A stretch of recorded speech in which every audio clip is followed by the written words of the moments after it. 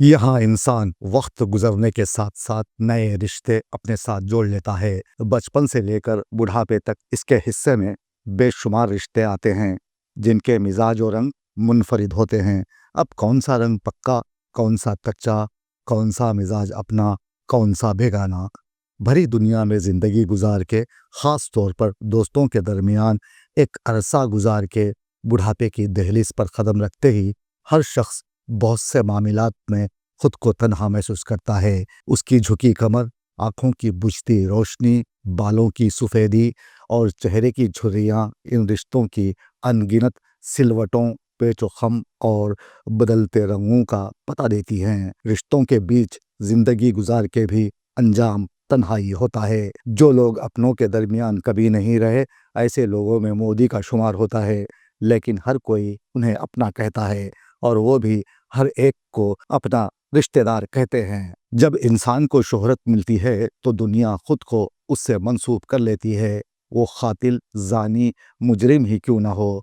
जहां जवाल आता है, हाथ मिलाने वाले हाथ खींच लेते हैं, क्योंकि जब तक नाम होता है तब तक काम होता है, जब तक पैसा होता है तब तक मतलब जुड़ा रहता है। जो रिश्ते पहले गले लगाते थे वो गुर्बत में जान छुड़ाते हैं। बहुत से आशिक जो इब्तिदा में वफा के वादे करते नजर आते हैं, माली हालात, रोजगार की मुश्किलात और तनज़्ज़ुल के बाइस बदलते नजर आते हैं। पक्के पक्के वादे और कच्चे कच्चे रंग। हमारी ज़िंदगी का ये अजीब सफ़र इस हकीकत को आश्कार करता है कि मतलब से यहाँ हर रिश्ता जुड़ा है। मतलब ख़त्म, रंग बदला, राब्ता ख़त्म। अदाकारी में फ़नकारी दुनियादारी की किश्ती पार लगा देती है। आप ज़रा महसूस कीजिए, आपको लगेगा कि इंसान अपनी ज़िंदगी में अपने गिर्द मुनाफिकों की महफिल सजाए बैठा होता है। इन मुनाफिकों के झूठ की गूंज में बहुत से सच पे मबनी रिश्ते अमूमन अपना एहसास खो बैठते हैं। अगर हम 2025 में पेश आने वाले वाक़यात और बिछड़ने वाले रिश्तों की बात करेंगे तो हमें लगेगा कि फ़लस्तीन में आज भी ज़िंदगी सिसक रही है। जंग तो टल चुकी, लेकिन यहाँ के हालात अभी तक अबतर हैं।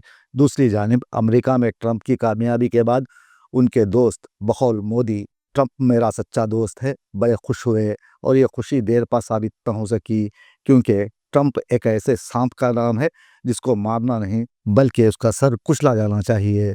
आज अचानक मेरी मुलाकात मिर्ज़ा जी से हुई तो उन्होंने बताया कि ट्रंप ने अपने ओहदे का हलफ लेने के बाद हमारे वज़ीर आज़म के मुंह पर कालिक थोप दी है।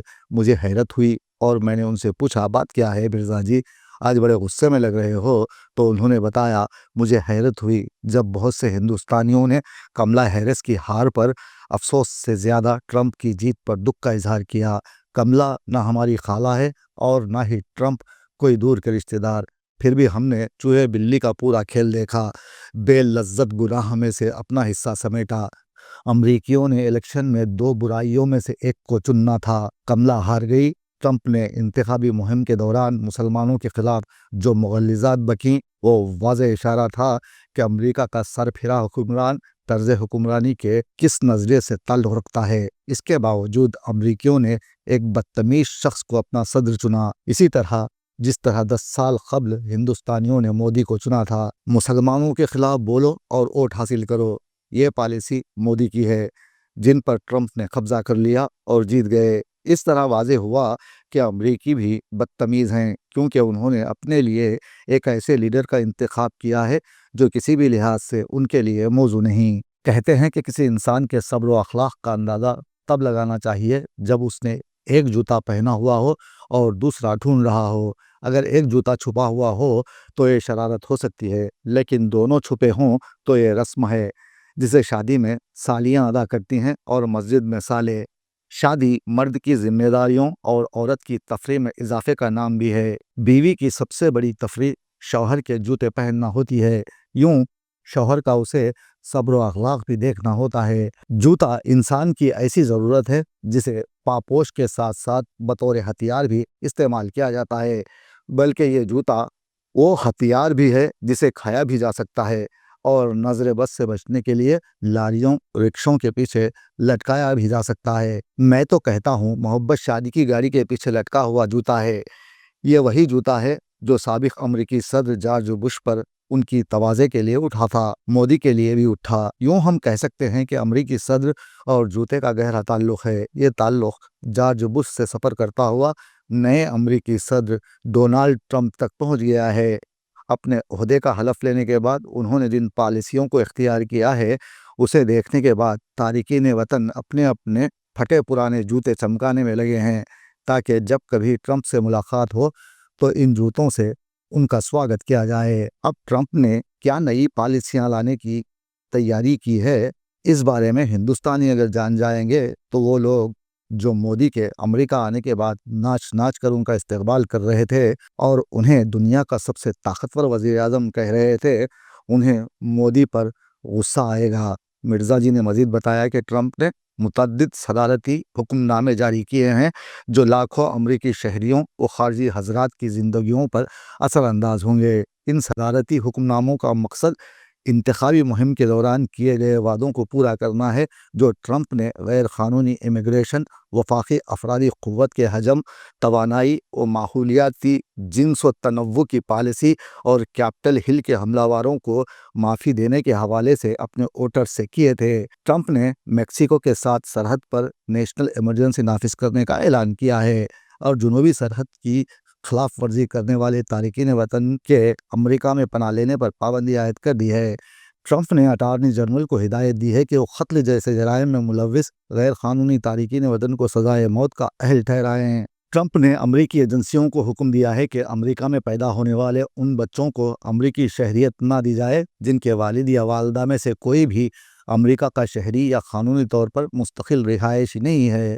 امریکی صدر نے ملٹری، امیگریشن، نیشنل سیکیورٹی اور پبلک سیفٹی کی ملازمتوں کے علاوہ دفاعی بھرتیوں پر پابندی لگا دی ہے اور ساتھ ہی ٹک ٹاک کو امریکہ میں دوبارہ بحال کر دیا ہے۔ انہوں نے اقوام متحدہ کے عالمی ادارے صحت سے علیحدگی اختیار کرنے کا عمل شروع کر دیا ہے۔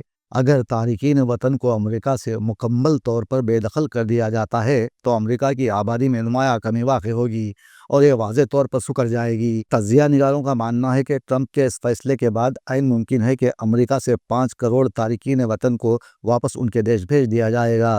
تاہم یہاں کہنا صرف یہی ہے کہ مودی جی ذرا سوچئے، گجرات کے لوگ جو امریکہ میں زندگی گزار رہے ہیں اگر وہ واپس آ جائیں تو پھر ذرے مبارلہ کا کیا ہوگا۔ دوسری جانب ٹرمپ نے اپنے نئے دور اقتدار میں چند ابتدائی جارحانہ اقدامات کیے ہیں۔